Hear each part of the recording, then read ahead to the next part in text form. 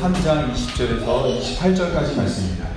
다니엘서 3장 20절에서 28절까지입니다. 성구가 많아서 이 글씨가 앞에 잘 안 보일 수 있습니다. 성경책을 찾을 수 있는 분들은 함께 찾아서 읽도록 하겠습니다. 다니엘서 3장 20절에서 28절입니다.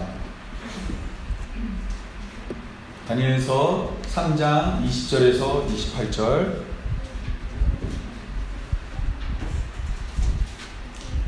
제가 한 절, 여러분이 한 절 읽도록 하겠습니다. 군대 중 용사 몇 사람에게 명령하여 사드락과 메삭과 아벳느고를 결박하여 극렬히 타는 풀무풀 가운데 던지라 하니라. 그러자 그 사람들이 겉옷과 속옷과 모자와 다른 옷을 입은 채 결박하여 맹렬히 타는 풀무풀 가운데 던졌더라. 왕의 명령이 임하고 풀무불이 심히 뜨거움으로 불꽃이 사드락과 메삭과 아벳느고를 붙든 사람을 태워 죽였고 이 세 사람 사드락과 메삭과 아벳느고는 결박된 채 맹렬히 타는 풀무풀 가운데에 떨어졌더라. 그때 느부갓네살 왕이 놀라 급히 일어나서 모사들에게 물어 이르되 우리가 결박하여 불 가운데 던진 자는 세 사람이 아니었느냐 하니 그들이 왕에게 대답하여 이르되 왕이여 올소이다 하더라. 왕이 또 말하여 이르되 내가 보니 결박되지 아니한 네 사람이 불 가운데로 다니는데 상하지도 아니하고 그 지체의 모양은 신들의 아들과 같도다 하고 느부갓네살이 맹렬히 타는 풀무풀 악이 가까이 가서 불러 이르되 지극히 높으신 하나님의 종 사드락 메삭 아벳느고야 나와서 이리로 오라 하매 사드락과 메삭과 아벳느고가 불 가운데서 나온지라. 총독과 사사와 행정관과 왕의 모사들이 모여 이 사람들을 본즉 불이 능히 그들의 몸을 해하지 못하였고 머리털도 그을리지 아니하였고 겉옷 빛도 변하지 아니하였고 불타는 냄새도 없었더라. 다 같이 읽겠습니다. 느부갓네살이 말하여 이르되 사드락과 메삭과 아벳느고의 하나님을 찬송할지로다. 그가 그의 천사를 보내사 자기를 의뢰하고 그들의 몸을 바쳐 왕의 명령을 거역하고 그 하나님 밖에는 다른 신을 섬기지 아니하며 그에게 절하지 아니한 종들을 구원하셨도다. 아멘. 우리는 지난 시간에 이어서 이 다니엘서에 나타난 이 풀무풀 가운데 들어간 사드락과 메삭과 아벳느고에 대한 이야기를 살피고 있습니다. 이 느부갓네살 왕은 신상을 만든 후에 그 신상에 절을 하지 않으면 뜨거운 풀무불에 잡아서 넣겠다라고 이야기했습니다. 풀무불이라는 것은 어떤 거냐면요, 풀무라는 것은 이 바람을 불어넣는 기구를 말합니다. 불을 때울 때 이 풀무를 가지고서 바람을 일으켜 풀무불이 일어나는 가마 속에 가마를 아주 뜨겁게 만드는 겁니다. 이 영어 성경을 보니까 이 풀무불을 뭐로 번역했냐면 용광로라고 번역을 했습니다. 그만큼 풀무불은 굉장히 뜨거운 곳을 말합니다. 우리가 지난 여름에 굉장히 더웠잖아요. 그거하고 상상도 안 될 정도로 굉장히 뜨거운 곳이 바로 풀무불입니다. 예전에 공릉동 쪽에 가면은 다니엘 불가마라고 있었거든요. 찜질방이. 그러니까 뭐냐면 아주 뜨거운 굴을 말하는 게 이 풀무불입니다. 그런데 왜 느부갓네살 왕은 하고 많은 처형 방법 중에서 풀무불을 선택했을까요? 사실은 이 이유는 간단하지 않습니다. 이 풀무불이라는 것은 성경 가운데서 매우 다양한 의미로 사용되었는데 이스라엘 백성들은 애굽에 살 때 그 뜨거운 햇볕 아래서 노동하며 살 때를 쇠 풀무풀에서 일했다, 철 풀무풀에서 일했다라고 표현하기도 했고, 이후에는 풀무풀이 하나님이 자기 백성을 심판하는 도구나 혹은 자기 백성을 단련시키는 도구로 사용이 되었습니다. 오늘은 풀무불의 여러 가지 기능 중에서 어떤 것에 초점을 맞춰 살펴볼 거냐면 하나님이 우리를 심판하는 도구로서의 풀무불이 어떻게 오늘 본문에 등장하고 있는지를 함께 좀 살펴보려고 합니다. 이를 알기 위해서는 먼저 풀무불이라는 불로 처형하는 방법에 앞서 여러분, 불심판이 있다면 어떤 심판이 또 있을까요? 그 전에 물심판이 있거든요. 그럼 물심판의 가장 대표적인 사건이 뭘까요? 어떤 거 웃어? 홍수 사건 맞습니다. 홍수 사건. 여러분 잘 생각해 보시면 하나님이 물로 세상을 심판한 적이 있습니다. 노아가 이때 하나님의 은혜로 방주를 만들어서 홍수 가운데서 살아났습니다. 그리고 방주에서 내리자마자 했던 첫 번째 일이 뭐냐면 무엇을 했을까요? 내리자마자 첫 번째 일, 정결한 짐승을 취해서 하나님께 제사를 드렸습니다. 성경을 보니까 하나님이 그 제사를 통해서 드려진 냄새를, 향기를 받으셨다라고 합니다. 여호와께서 그 향기를 받으시고 그 중심에 이르되 뭐라고 말씀하시죠? 저주하지 않으니 이는 사람의 마음이 계획하다가 어려서부터 악함이라. 내가 전에 행한 것 같이 모든 생물을 다시 멸하지 아니하니. 하나님께 번제로 내리자마자 제사를 드리니까 하나님이 그 향기를 흠양하여 받으시고 하나님이 받아주셨어요. 그리고 다시는 이 세상을 물로 심판하지 않겠다고 말했습니다. 그런데 여러분 그 이유가 뭘까요? 하나님이 세상을 물로 심판하지 않겠다고 말한 이유가 성경에 뭐라고 되어 있어요? 한번 읽어보겠습니다. 이는 아니 인간이 홍수 이후에 선하게 살아가기 때문에, 홍수 이후에 하나님의 뜻을 잘 따르기 때문에 물로 심판하지 않을 게가 아니었어요. 왜 물로 안 하긴다 그러는 거예요? 너희 마음이 악하니까. 여러분 뭔가 이상하지 않으세요? 이것을 알기 위해서는 홍수의 이유를 좀 한번 살펴볼 필요가 있습니다.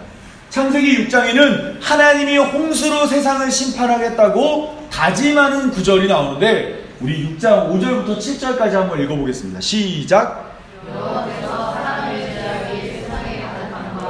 그의 마음으로 생각하는 모든 계획이 항상 악할 뿐임을 보시고 땅 위에 사람 지으셨음을 한탄하사 마음에 근심하시고 이르시되 내가 창조한 사람을 내가 지면에서 쓸어버리되 사람으로부터 가축과 기는 것과 공중의 새까지 그리하리니 이는 내가 그것들을 지었음을 한탄함이라 하시니라. 여기 보시면 홍수의 이유가 나오는데 그 이유가 뭐냐면 사람의 마음으로 계획하는 모든 것이 악해서 그들을 심판하겠다 그랬습니다. 그런데 홍수가 끝나는 하나님이 뭐라 그러냐면 사람의 마음에 계획하는 바가 어려서부터 악함이라. 그러면 홍수 전의 사람이랑 홍수 후의 사람이랑 바뀌었을까요? 안 바뀌었을까요? 안 바뀌었다.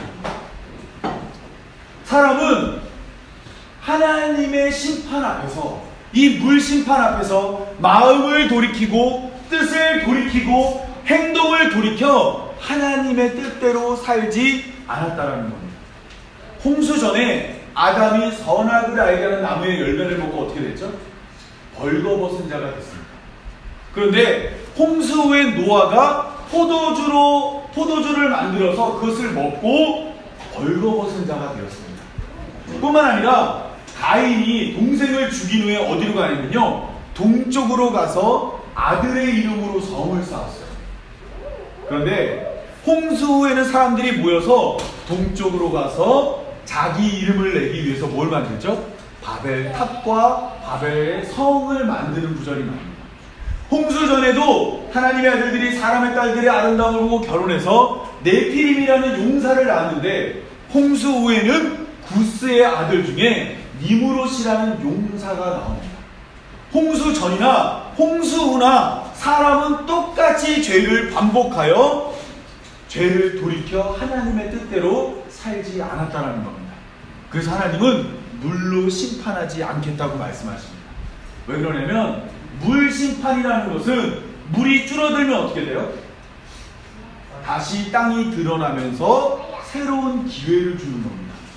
이 말은 뭐냐면 내가 이제는 홍수 후에 인간에게 더 이상 기회를 주지 않겠다는 겁니다. 물이 감해서 다시 기회가 주어지는 물 심판으로는 너희를 다스리지 않겠다고 하나님이 말씀하시고 무엇을 보여주셨냐면 내가 내 무지개를 구름 속에 두었나니 이것이 나와 세상 사이의 언약의 증거니라. 내가 구름으로 땅을 덮을 때의 무지개가 구름 속에 나타나면 내가 나와 너와 여유와 및 육체를 가진 모든 생물 사이에 언약을 기억하리니 다시는 물이 모든 육체를 멸하는 홍수가 되지 아니할지라. 여러분, 전에 여러 번 말씀드렸지만 영어로 무지개가 뭐예요? 레인보우. 레인은 뭐죠? 비. 보우는 뭐예요? 보우. 활. 그러니까 뭐냐면 하나님이 옛날 사람들은 어떻게 했냐면 저 하늘에서 레인보우, 뭐냐면 비를 쏘는 화살을 가지고서 비를 막 쏟다는 거예요. 가끔씩 여러분 비 오는 날 뛰어가다 보면 어때요? 화살처럼 막 이렇게 때려주잖아요. 그러니까 옛날 사람들은 비가 하나님이 화살을 쏜 거라고 생각했고, 무지개가 뜨면 뭐가 멈췄어요? 비가 멈췄죠. 그 말은 뭐냐면 인간을 공격하고 인간을 향해서 쏘는 활을 하늘에 걸어두었다라고 생각을 했습니다. 그래서 이 영어로 또한 옛날 그 사람들의 이해로 무지개는 하나님이 세상을 공격하는 비를 쏘는 도구라고 생각을 했던 거예요. 그런데 하나님이 이제 무지개를 보여주면서 어떻게 하시겠다고 말씀하셨냐면 다시는 물로 심판하지 않는다고 말합니다. 왜냐하면 인간은 변해요, 안 변해요? 안 변하게 되죠. 기회를 10번 주면 10번 다 무너뜨리는 게 인간이라는 겁니다. 그래서 하나님은 이후에 물 심판과 다른 심판을 준비하셨는데 그게 뭐죠? 그게 뭘까요? 바로 불심판입니다. 우리 시편에 나와 있는 시편 7편 12절 한번 읽어보겠습니다. 다 같이 읽겠습니다. 시작. 하나님이 피하지 않으면 그다음에 나를 다스리며 주의 하를 이미 당겨 예비하셨다. 죽일 도구를 또한 예비하셨으며 그가 만든 화살은 불화살들이로다. 하나님이 예전에는 물로 화살을 쐈다면 회개하지 않는 자에게 준비한 화살이 이제 뭐예요? 불화살이 준비됐다는 겁니다. 이 불화살이 준비됐는데 불화살이 이 땅에 내려오면 어떻게 되는지가 나온 데가 어디냐면요, 바로 창세기 19장에 나와 있는 소돔과 고모라입니다. 이 하나님이 소돔과 고모라 땅에 바로 유황과 불을 어떻게 내리셨어요? 비같이 한번 화살에다가 화살로 불을 사용해서 쏘신 겁니다. 그랬더니 어떤 일이 벌어졌냐면 그 지역에 있던 모든 것이 어떻게 돼요? 다 타서 없어져 버린 겁니다. 이때 롯과 그의 두 딸은 천사의 손을 잡고 소돔 땅에서 나왔어요. 근데 이 딸들이 뭐라고 얘기하냐면 큰 딸이 작은 딸에게 이르되 우리 아버지는 늙으셨고 온 세상의 도리를 따라 우리의 배필될 사람이 이 땅에는 없으니 라고 얘기해요. 지금 롯의 두 딸은 소돔의 심판, 불심판을 경험한 후에 뭘 깨달았냐면 불심판을 경험하고 나니까 이 세상에는 우리의 남편 될 사람이 있어요, 없어요? 없다는 거예요. 여기서 알 수 있는 것은 불심판은 완벽한 심판이며 모든 것을 태워 없애는 심판이라는 겁니다. 이를 후에 성경에 있는 선지자들이 이렇게 해석합니다. 우리 이사야 1장 9절 한번 읽어보겠습니다. 시작. 만군의 여호와께서 우리를 위하여 생각한 자를 명령하지 않으셨으면 우리가 소돔하고 고모라 같았으리로다. 하나님이 생존자를 조금 남겨두지 않았다면 다 뭐 같았다는 거예요? 소돔 고모라. 그 말은 뭐냐면 완전히 없어졌을 겁니다 라고 얘기하는 겁니다. 즉 소돔과 고모라는 뭐냐면 불심판으로 인해 완벽하게 사라지는 도시, 완전히 멸망하는 도시로 나타나고 있다는 겁니다. 또 예레미야 49장 18절 이렇게 말합니다. 여호와께서 말씀하시니라 소돔과 고모라와 그 이웃 성읍들이 멸망한 것 같이 거기에 사는 사람이 없으며 그 가운데 머물러 살 사람이 아무도 없으리라.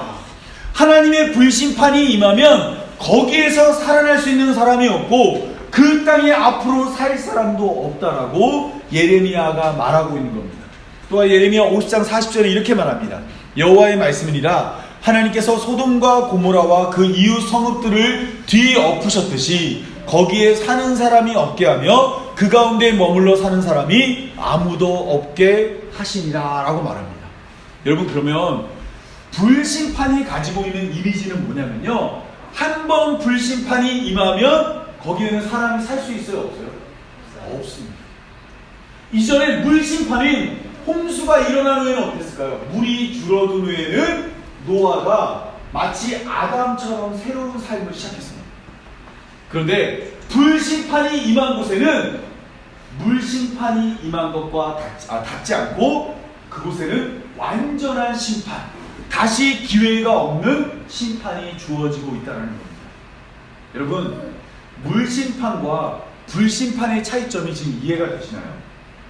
물심판은 기회가 다시 주어지지만 불심판은 어때요? 기회가 주어지지 않는다는 겁니다. 여러분, 이것은 지금 저기 뒤에 넘어갔잖아요. 저는 다시 주울 수 있는 기회가 있지만 불심판을 임하면 어떻게 돼요? 다시 주울 수가 없죠. 여러분, 이처럼 물심판과 불심판은 하나님의 백성으로 부름받은 모든 자에게 주어지는 것으로 성도는 물심판을 넘어 불심판으로 흘러갑니다. 한번 볼까요? 모세가 태어났어요. 그런데 바로라는 사람이 뭐라고 그러냐면 이스라엘 백성이 많아지니까 남자가 태어나면 죽이고 여자가 태어나면 살리라 그랬습니다. 그런데 모세의 부모가 모세를 딱 낳는데 얼굴이 어떻게 생겼어요? 성경에 보니까 너무 잘생겼습니다. 그래서 몇 달을 숨기냐면 3개월을 숨긴 후에 더 이상 숨길 수가 없으니까 갈대 상자를 만들어서 안과 밖에 물이 안 들어오도록 역청을 칠한 후 모세를 이 바구니에 넣고 나일강에다 쑥 보냅니다. 여러분, 이 모습이 뭐랑 비슷해요? 노아의 방주랑 똑같죠. 방주도 안과 밖에 뭘 칠했어요? 역청을 칠했는데 그 안에 있는 자가 살아난 것처럼 모세도 지금 태어나자마자 뭘 경험하냐면 물심판을 경험하는 겁니다. 그리고 난 후에 모세는 하나님을 만나는데 하나님을 어디서 만나냐면 하나님을 만났을 때 떨기나무에 불이 붙었으나 그 떨기가 사라지지 아니한지라 하나님이 불 가운데서 모세를 만나는 겁니다. 물심판을 넘어 모세를 만나주시는데 어디서 만나주시냐면 불심판 앞에 갖다 놓으시고 모세는 그의 인생의 마지막 바로 출애굽의 지도자가 되어 이스라엘 백성들을 건져주는 일을 한다라는 겁니다. 뿐만 아니라 출애굽한 이스라엘 백성들도 물심판을 경험합니다. 어디서 경험하냐면 애굽을 나와서 열심히 도망가는데 앞에 홍해라는 바다가 기다리고 있습니다. 뒤에는 애굽의 병사가 쫓아오고 있습니다.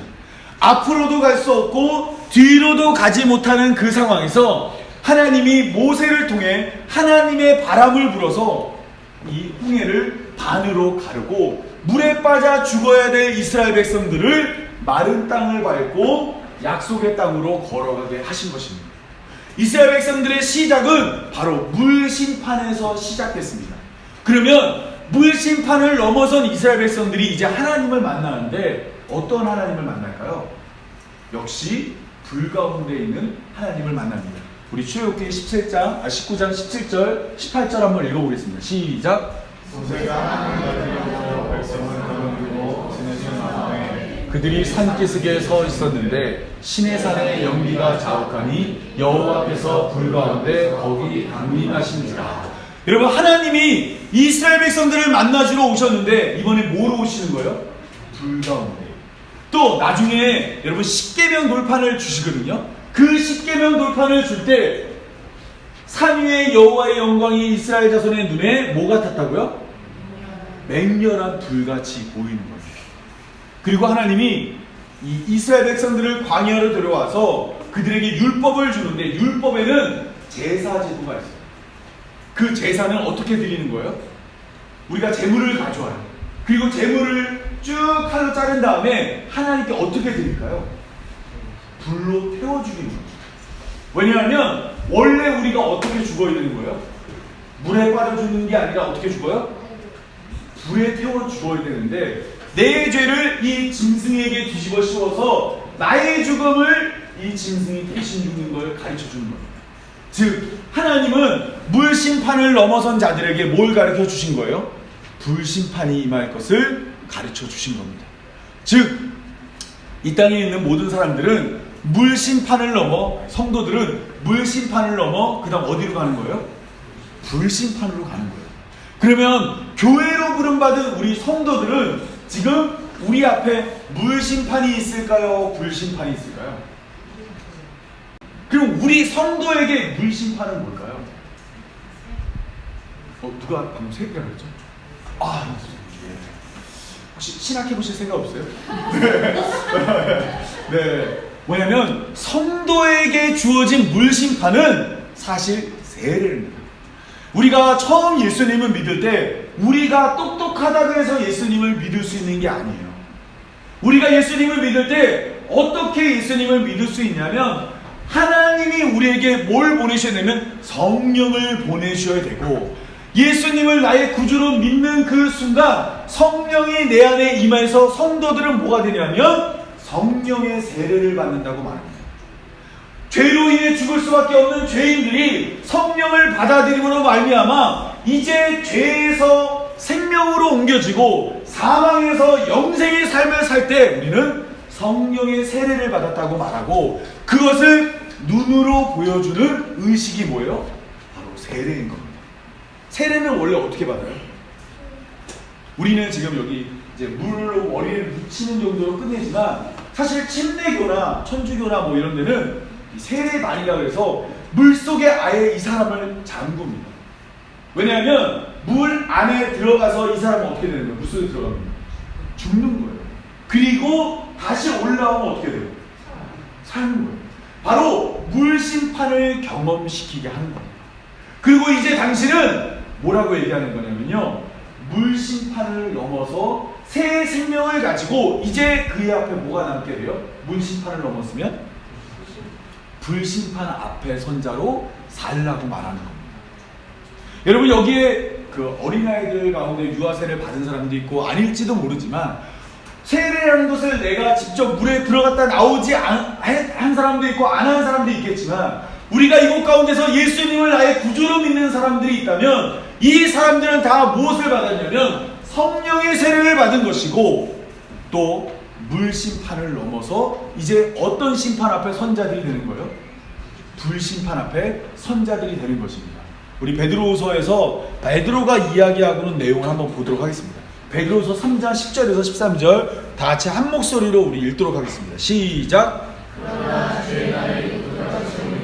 그날에는 하늘이 큰 소리로 떠나가고 물질이 뜨거운 물에 풀어지고 땅과 그 중에 있는 모든 일이 드러나리로다. 이 모든 것이 이렇게 풀어지니 너희가 어떠한 사람이 되어야 마땅하냐? 거룩한 행실과 경건함으로 하나님의 날이 임하기를 바라보고 간절히 사모하라.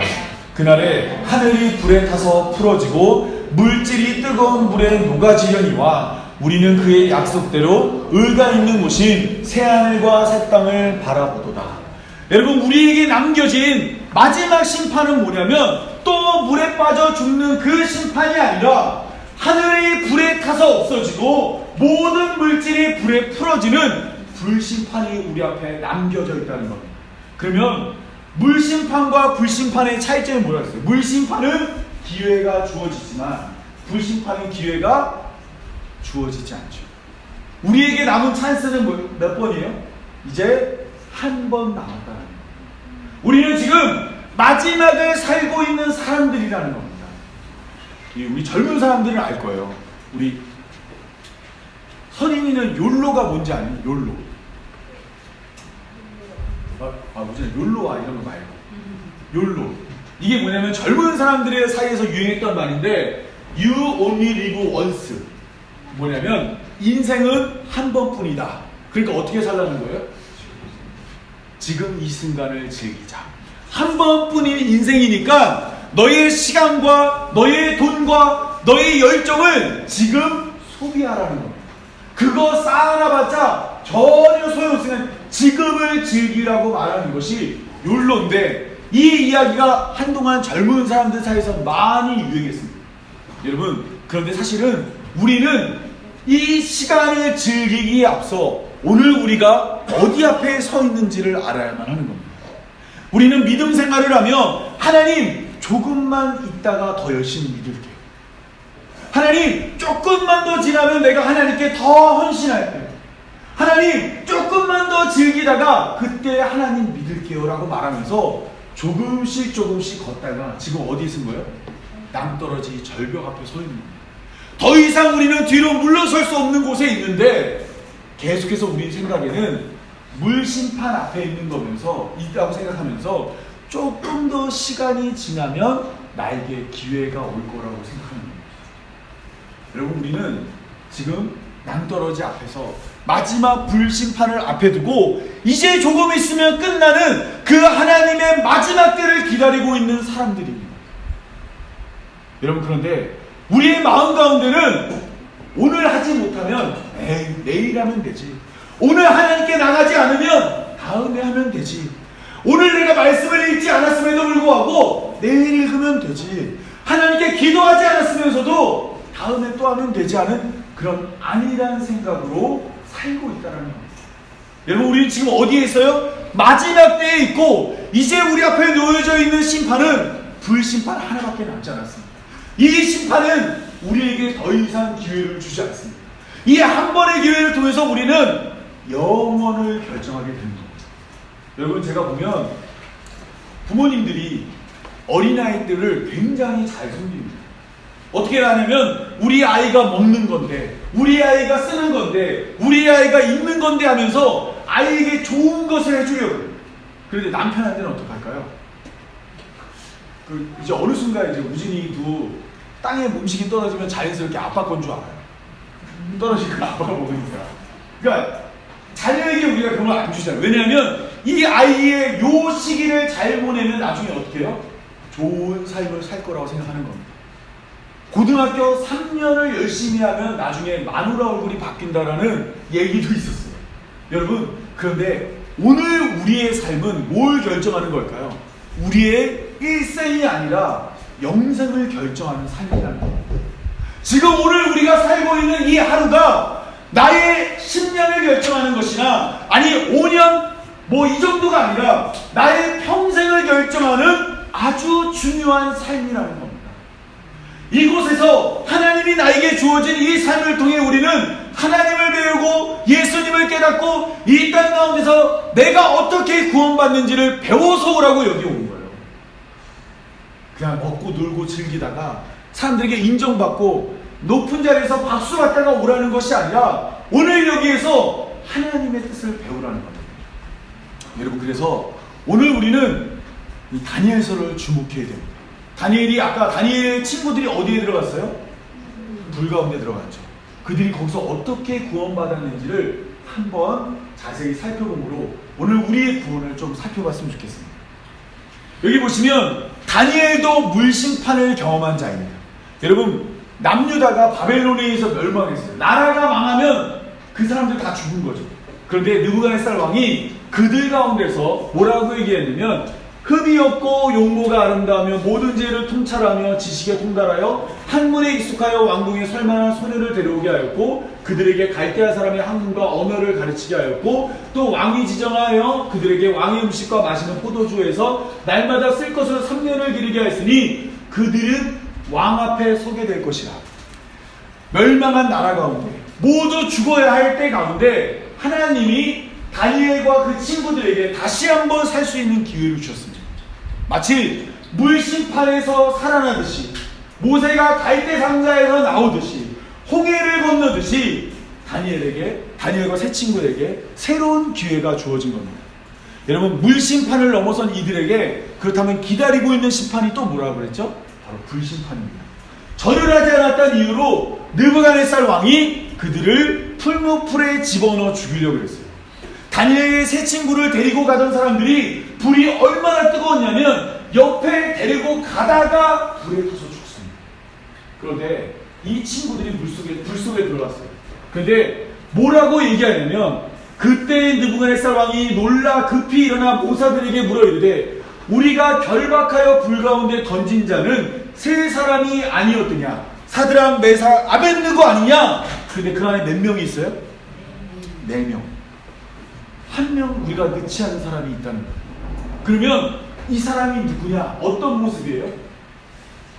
여기 보니까 뭐라고 되어 있냐면요, 왕이 또 말해 내가 보니 결박되지 아니한 4사람 가운데 불 가운데 다니는데 상하지도 아니하였고 그 넷째의 모양은 뭐라고요? 신들의 아들과 같도다. 여러분, 느부갓네살 왕은 원래 꿈속에서 신상을 보았었죠. 금과 은과 동과 썰로 만드는 그 신상을 보았고 3장에서는 신상의 모양을 만들었어요. 그런데 진짜로 신의 아들이 나타난 겁니다. 그러면 우리가 이 성경에서 신의 아들이 누구죠? 예수 그리스도가 이들이 괴로워해야 되는 불심판 가운데 바로 하나님의 아들이 그들 가운데 온 겁니다. 그리고 그들을 그곳에서 보호하여 그들의 어떤 옷이나 머리카락이나 어떠한 것도 타지 않게 그들을 보호해 주셨다라고 성경이 말하고 있는 겁니다. 여러분, 그렇다면 오늘 우리가 불심판 가운데서 우리에게 마지막 남은 것이 뭐라 그랬냐면 불심판밖에 없는데, 여기에서 우리를 건져내는 유일한 방법은 뭐예요? 하나님의 아들 예수 그리스도만이 우리를 건져준다고 성경이 말하고 있다는 겁니다. 많은 사람들은 불심판 가운데서 내가 열심히 하면 구원받을 수 있을 것이라고 생각합니다. 그런데 여러분, 소돔과 고모라를 한번 보세요. 거기 아까 불이 막 떨어졌다 그랬잖아요. 여기 보시면 그들에 대한 부르짖음이 여호와 앞에 크므로 여호와께서 그것을 멸하시려고 우리를 보내셨나니 우리가 멸하리라. 천사가 이야기합니다. 내가 소돔에 와보니까 소돔의 죄가 많어. 여기 이제 불을 내릴 거야. 그러니까 롯에게 가서 말합니다. 롯아, 너에게 속한 자가 있으면 그들에게 말해서 이곳을 빨리 빠져나가라고 전해라. 그래서 롯이 누구를 불렀냐면 딸들과 결혼할 사위들에게 말하는 겁니다. 이 성을 멸망할 터이니 너희는 일어나 이곳에서 떠나라 하되 그의 사위들이 뭐로 여겨요? 농담으로 여겼어요. 여러분, 그 후에 천사가 동이 틀려고 하니까 롯아, 빨리 나가자, 빨리 나가자. 여기 이제 해가 뜨면 하나님의 심판이 임할 거다. 불이 떨어질 거다. 나가자, 나가자, 나가자라고 이야기했어요. 근데 롯이 어떻게 했을까요? 여기 보이시죠? 그러나 롯이 어떻게 했다고요? 여러분, 이 모습이 마치 우리의 모습과 같습니다. 우리는 지금 죄를 지며 살고 있는 이곳이 어떻게 될지를 알고 있죠. 하나님의 심판이 임할 것을 알고 있고, 롯도 이곳이 심판이 임할 것을 알고 있었고, 심지어는 그 사실을 어떻게 했어요? 누군가에게 전했어요. 그리고도 못 나가다라는 겁니다. 왜냐하면 나의 삶의 모든 것이 어디 있어요? 여기 소돔에 있거든요. 마찬가지로 우리가 이것이 하나님의 심판이 임할 것이고 이것이 바로 하나님의 어떤 불이 떨어질 곳이라는 것을 알고 있고 또한 전했을지라도 우리의 힘으로는 이곳을 나가지 못한다는 겁니다. 그러면 어떻게 나왔을까요? 이들이? 하나님의 천사들이 손잡고서 그들을 질질 끌고 나오는 겁니다. 그들 가운데 하나였던 롯의 아내는 너무너무 아쉬워서 뒤돌아봤다가 죽임을 당하는데, 우리 역시 구원받기 위해서는 어떻게 해야 돼요? 하나님의 손에 이끌려서 질질 끌려 나와야 되는 겁니다. 나는 여기에 더 살고 싶고, 나는 여기에 뿌리 내리고 싶고, 나는 여기서 더 높이 올라가고 싶지만 여기는 어떤 곳이에요? 불심판이 임할 곳. 여기는 멸망에 이르게 될 곳이라는 것을 알고 있음에도 못 나올 때 하나님께서 우리의 손을 잡고 이것을 끄집어내셔야만 하는 겁니다. 그러면 하나님은 왜 이렇게 우리에게 하실까요? 이사야 43장은 이렇게 이야기합니다. 야곱아, 너를 창조하신 여호와께서 지금 말씀하십니다. 이스라엘에 너를 지으신 이가 말씀하십니다. 너는 두려워하지 말라. 내가 너를 구속하였고 내가 너를 지명하여 불렀나니 너는 내 것이라. 내가 물 가운데로 지날 때에 내가 너와 함께 할 것이라. 강을 건널 때에 물이 너를 침몰하지 못할 것이며 내가 불 가운데로 지날 때에 타지도 아니할 것이요 불꽃이 너를 사르지도 못하리니 대저 나는 여호와 내 하나님이요 이스라엘의 거룩하신 이요 내 구원자이십니다. 내가 애굽을 내 속량물로 구스와 스바를 너를 대신하여 주었노라. 하나님께서는 오늘 우리를 지명하여 불러서 하나님의 자녀 삼고 백성 삼으시니까 우리의 죽음을 간과하지 않는다는 겁니다. 여러분, 이제 말씀을 맺겠습니다. 여러분, 만약에 이러면 안 되겠지만 정명재 목사님이 지나가다가 불량배를 만났어요. 물론 1대1로 싸우면 이길 수 있겠지만 17대1의 싸움을 하고 계세요. 그래서 막 어떻게 될까요? 아무래도 당하고 있을 거 아니에요. 근데 그 모습을 김순자 권사님이 보셨어요. 근데 깡패가 10몇 명이면 무섭잖아요. 그래도 도우러 가시겠죠. 왜냐면 아들이니까, 내 사랑하는 자녀니까. 마찬가지로 저도 우진이가 불량배한테 맞고 있어요. 한 10명이서 불량배 때리고 있어요. 그들이 총을 들건 칼을 들고 있건 제가 그 모습을 보면 어떡할까요? 일단 뛰어가고 가죠. 마찬가지로 하나님은 자기 백성이자 자기 자녀가 심판과 죽음 가운데 있을 때 결코 멀리서 지켜보지 않습니다. 사드락과 메삭과 아벳느고가 불 가운데 들어갔을 때 하나님이 멀리서 밧줄을 던진 게 아니죠. 어디 계셨어요? 그들과 똑같이 불 가운데 들어가신 겁니다. 오늘 우리가 이 땅 가운데서 죄 가운데 살고 있고 이 땅에서 하나님의 심판을 코앞에 두고 있을 때 하나님은 이것을 보고 어떻게 하셨냐면 자기 아들 예수 그리스도를 보내주셨습니다. 그리고 그 은혜로 말미암아 우리를 건져내기 위해서, 예수님도 하나님의 아들이잖아요. 근데 예수님이 너무너무 무서웠어요. 겟세마네에서 어떻게 기도하시죠? 아바 아버지여, 아버지께 모든 것이 가능하오니 이 잔을 내게서 옮겨주옵소서. 하나님, 나 십자가 안 지게 해주세요. 이렇게 말했어요. 근데 하나님이 예수님의 말씀에 응답했을까요? 안 했을까요? 침묵하십니다. 왜냐하면 지명하여 부르신 우리를 구원하기 위해서. 예수님이 십자가에 달렸을 때 하나님을 부르시죠. 뭐라고 부르시죠? 엘리 엘리 라마 사박다니, 나의 하나님, 나의 하나님, 어찌하여 나를 버리셨나이까.